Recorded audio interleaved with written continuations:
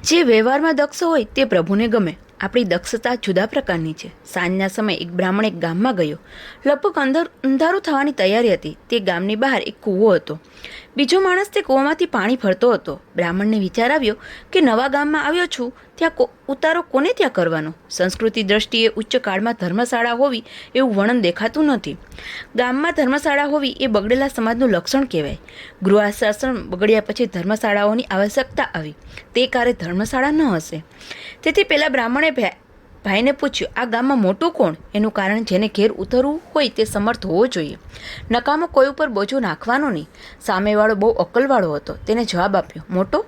અમારા ગામમાં તાડના વૃક્ષો મોટા છે, બીજું કોઈ મોટું નથી. બ્રાહ્મણે પૂછ્યું, અરે હું એવી ઊંચાઈની નથી પૂછતો.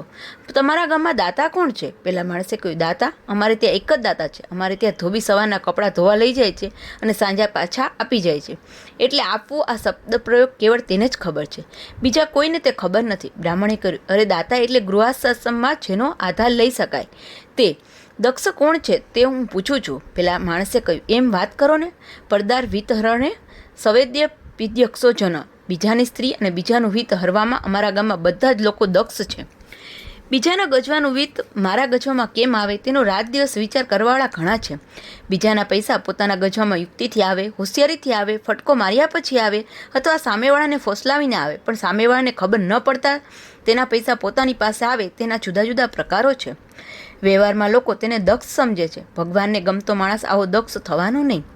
ભગવાનને કંઈ દક્ષતા અપેક્ષિત છે. આ જગતમાં રહેવાનું છે. જગત માટે નફરત કરવાની નહીં. તેમજ જગતના તાલે નાચવાનું નહીં. જગતમાં રહી પોતાનો સ્વતંત્ર તાલ રાખી નાચ્યો તે જ દક્ષતા. જો પોતાનો તાલ નિર્માણ કરવાની તાકાત ન હોય તો ઋષિમુનિઓના તાલે નાચવું જોઈએ.